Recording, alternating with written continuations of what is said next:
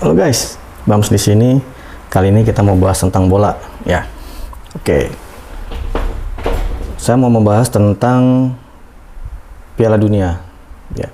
Jadi Piala Dunia itu sekarang hanya bisa dimenangkan oleh negara-negara tertentu saja. Yang pertama, mungkin memang dari budaya di negaranya. Yang kedua, pengalaman. Yang ketiga, skill dan postur tubuh, gitu. Oke, nah ini menarik nih guys, kita bahas sampai dalam ya, gitu. Oke, pertanyaannya, ini pertanyaan gampang tapi nggak bisa dijawab guys, gitu. Bisa sih, cuman nggak bisa direalisasikan, gitu. Pertanyaan gampang dari saya nih, kenapa negara-negara Asia dan negara-negara lain ya, yang mirip-mirip Asia itu nggak bakalan bisa juara dunia sepak bola? Kalian jawaban udah tahu. Apa itu? Benar.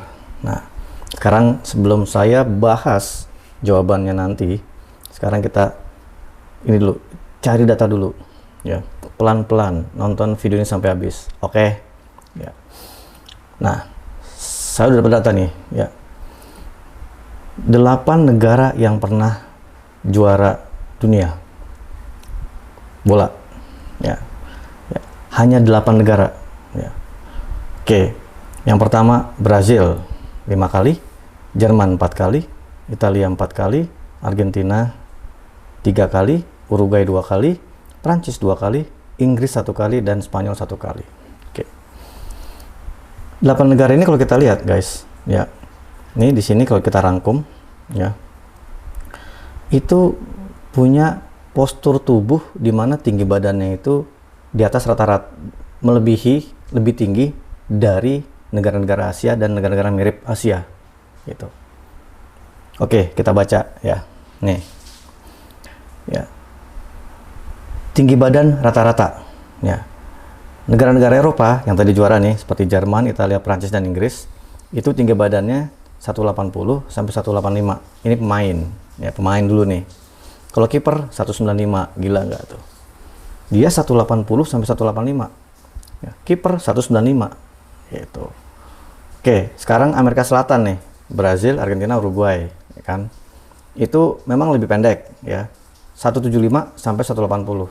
Selisihnya 5 cm, masih menang Eropa dibanding Amerika Selatan. Gitu. Tapi 5 cm ini bisa di bisa di counter dengan gaya permainan Amerika Latin, ya, yang sekarang terkenal gitu, kayak Maradona, Ronaldinho, gitu kan, dan lain. Itu gocekan-gocekan yang bikin pemain Eropa itu bisa dikalahkan, gitu. Dan memang terbukti, Brazil 5 kali guys juara, ya. Spanyol, ya, itu punya pemain dengan postur lebih pendek, ya, secara rata-rata 177 sampai 180, ya. Jadi Eropa dominan di 185, 180, 185. Amerika Selatan itu 175, 180, sedangkan Spanyol 177, 180, ya. Jadi masih didominasi oleh Eropa dengan keunggulan 5 cm, gitu. Nah, ini faktor juga nih. Ya, keunggulan 5 cm itu bisa jadi keunggulan awal untuk memenangkan pertandingan, walaupun nggak selalu. Karena pertandingan itu ada 3 penentunya, ya. Postur tubuh, kemudian gaya bermain, dan pengalaman. Nah, ini pengalaman tuh mental, gitu ya. Oke. Nah, itu data pertama tentang tinggi badan, ya. Nah, untuk kiper sendiri, ya, itu yang di Eropa atau di Amerika Selatan, Latin, itu antara 185 195. Gila nggak guys? Hampir 2 meter, 195. Itu buat kiper, ya. Itu hampir semua negara gitu, ya. Tapi Indonesia jarang yang 195, paling 185, 190 gitu. 195 jarang banget gitu. Nah, di sini kalau kita lihat, ya, itu tadi data pemain Eropa dan Amerika yang pernah juara di Piala Dunia. Gimana dengan negara-negara yang nggak pernah juara? Asia, termasuk Indonesia, kan? Berapa tinggi badannya? Oke, Jepang, Korea Selatan 176 sampai 180 tuh. Mirip kayak Spanyol, gitu. Mirip. Spanyol tadi 177, 180. Gitu. Ini Jepang nih, Jepang udah lumayan. Cina 178 sampai 182. Iran dan Arab 178 sampai 182. Australia mirip kayak Eropa 180 sampai 185. Karena memang Australia itu kan negara jajahan Inggris dan memang keturunan Inggris banyak di sana gitu ya. Sip. Nah, jadi itu. Jadi Asia itu memang lebih pendek. Ya, bukan pendek-pendek, lebih pendek gitu. Selisihnya bisa 5 cm gitu. Nah, itu baru dari tinggi badan. Nah, sekarang massa otot. Nah, karena postur tubuhnya lebih tinggi, otomatis massa ototnya bisa dibilang lebih tinggi, memang tergantung berat badan, tapi bisa dibilang seperti itu. Ya, karena kan dari tinggi badan biasanya berat badannya massa ototnya lebih tinggi gitu. Walaupun belum tentu juga. Misalnya kayak di Maria kan langsing banget gitu kan. Gitu. Tapi ya itu menentukan gitu. Kalau massa ototnya lebih tinggi, ya terutama untuk pemain yang punya keunggulan tadi, ya dia otomatis dari penguasaan di lapangan lebih bisa dibilang lebih unggul gitu ya, gitu. Oke, nah jadi perbedaannya tadi dari tinggi Asia kalah, dari massa otot juga kalah gitu. Itu udah 2 ya gitu. Nah kemudian kita ambil, oh ya, kalau untuk gaya permainan itu udah pasti ya, masing-masing negara punya ciri khas masing-masing, benua juga sama gitu kan gitu. Kalau di Eropa itu memang postur tubuh, skill, bola atas sama bola oper-operan itu akurat itu. Nah, tapi kalau Amerika Selatan itu kan gocekan gitu kan. Nah, kalau di Asia dan lain-lain mungkin speed gitu loh, tak speed gitu ya. Itu gaya permainnya gitu. Oke. Nah, kesimpulannya nih ya, ada 3. Tinggi badan pemain Asia rata-rata lebih pendek daripada pemain negara-negara juara dunia, udah pasti gitu. 10 cm dah misalnya nih ya. Misalnya kita kan tadi Indonesia nih, tunggu Indonesia dulu ya. Nah, tinggi badan rata-rata pemain Indonesia itu 172 sampai 175. Eropa 180, 185, kalah kita. Bedanya 10 cm. Nih 10 cm segini men tuh. Ya kan? 10 cm segini tuh. Lihat nih. Nah, ini 10 cm.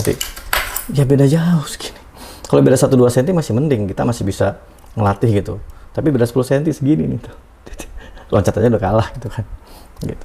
Sama langkah juga udah kalah gitu. Nah, Indonesia 172 sampai 175. Nah, ini memang nggak perkiraan gitu kan. Tapi ini murni tanpa ada pemain naturalisasi. Kalau dengan naturalisasi udah beda lagi ya gitu. Nah, untuk back aja Indonesia sama kiper nih 185 gitu. Tadi Eropa 195, beda 10 cm lagi. Ya kan? Gitu. Malah ada penyerang sayap dan gelandang yang 165 gitu. Nah, sebagai perbandingan ya, pemain Eropa Amerika Selatan itu umumnya tingginya itu 180 185. Nah, Asia atau Indonesia di sini ya lebih pendek gitu. 175 sampai 172 sampai 175. Jauh, beda 10 cm segini men. Beda jauh banget. Ya kan? Nah, itulah menjadi faktor utama gitu. Walaupun ada 2 faktor lagi gitu. Ada 2 faktor lagi yang menentukan kemenangan bola. Yang pertama adalah tinggi badan dan massa otot, ya, di mana pemain Asia itu menjadi lebih kesulitan dalam menghadapi duel udara, duel fisik gitu. Dan set piece yang krusial di Piala Dunia itu pasti kalah gitu. Untuk menerima bola atas pasti kalah, bola lambung pasti kalah dah gitu. Mungkin kalau lari bisa diakal-akalin, taka-tiki speed gitu. Tapi kalau udah dari semua semua sisi udah kalah gitu, ya kan? Udah kalah. Yang kedua, gaya bermain. Tim Asia lebih mengandalkan kecepatan dan stamina. Yang sulit mengimbangi taktik fisik. Ya jelas aja. Gitu. Jadi karena ukuran besar itu udah keunggulan utama untuk menang gitu, ya kan? Walaupun belum dipastikan gitu. Tapi ini lihat nih gaya bermain. Tim Asia lebih mengandalkan kecepatan dan stamina. Yang sulit untuk mengimbangi taktik fisik dan pressing tinggi tim Eropa Amerika Selatan. Nggak bisa men. Gitu. Yang ketiga, budaya sepak bola dan pengalaman internasional. Nah, negara-negara Asia ini baru mulai profesional belakangan ini, sedangkan Eropa dan Amerika Selatan udah dari dulu. Gitu, ya. tahun 1900 sekian gitu ya. Nah, kesimpulan awal ini guys ya, itulah kenapa sampai sekarang belum ada tim Asia yang juara Piala Dunia sampai saat ini gitu. Kenapa? Yang pertama, postur tubuh pemain Asia yang pertama lebih pendek dan lebih ringan, membuat mereka lebih sulit untuk menang dalam duel fisik gitu. Itu yang masih jadi bagian penting dari sepak bola modern gitu ya. Tapi jangan salah, perkembangan di Asia memang Jepang, Korea Selatan, dan Australia ini udah cukup sangat baik dan bisa mengimbangi atau apa, bukan mengimbangi, mungkin bisa menjadi ancaman gitu buat tim-tim Eropa gitu ya gitu. Nah, itu guys, makanya. Nah, pertanyaan pertama tadi yang di awal video ini ya, kenapa tim Asia termasuk Indonesia itu nggak bakalan bisa juara Piala Dunia? Karena tadi yang pertama itu postur tubuh dan massa otot gitu, nggak bisa dipungkiri guys. That's why kenapa sekarang Ketua PSSI Indonesia Erick Thohir itu ngambil pemain dari luar, naturalisasi gitu, supaya mengurangi gap yang tadi 10 cm ini tinggi loh guys. Nah, pemain-pemain naturalisasi itu tingginya berapa? Nah, kita cek ya, tinggi pemain naturalisasi Indonesia. Nah, kita lihat nih tingginya berapa guys gitu. Tapi memang kalau di sini nggak mungkin kita nyari orang yang tinggi nggak bisa main juga percuma. Maksudnya di sini Pak Erick Thohir itu punya program untuk menaturalisasi pemain-pemain yang memang skillnya bagus, postur tubuhnya juga pasti bagus atau tinggi gitu kan gitu. Nah, dari dua itu baru diajaklah untuk dinaturalisasi. Nah, kita lihat di sini ya. Nah, tinggi rata-rata pemain naturalisasi Indonesia itu antara 180 sampai 190. Oke nggak guys? Itu jadi gapnya itu terus dikurang-kurangin gitu. Nah, di sini kita lihat ya, Jordi Amat itu 185 back tengah, Sandy Walsh lah 184, Patinama 185, Sturridge dulu ya 185 gitu, Jenner 185. Nah, yang baru yang sekarang itu ada Romeni dan lain-lain, itu juga tinggi-tinggi juga gitu. Tuh. Nah, kesimpulannya di sini ya, pemain naturalisasi itu pasti tinggi-tinggi 180 sampai 190. Nah, ini udah menyamai yang tadi pemain Eropa sama Amerika Latin gitu. Nah, ini membantu Indonesia untuk lebih kompetitif, makanya tadi itu terutama dalam duel-duel udara, set piece dan pressing fisik di level internasional gitu. Tapi ingat guys ya, apakah Indonesia bisa selamanya kayak gini naturalisasi terus gitu kan gitu. Nah, makanya dari program Pak Erick Thohir ini kita dukung supaya kita lihat. Nah, sekarang udah ada perubahan kan ya, lawan Cina menang gitu, karena memang tadi dari sisi fisik postur udah ditingkatkan walaupun caranya naturalisasi gitu.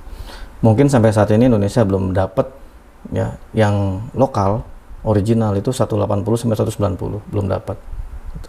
Makanya dinaturalisasi gitu. Mungkin kebanyakan antara 175 sampai 180 gitu.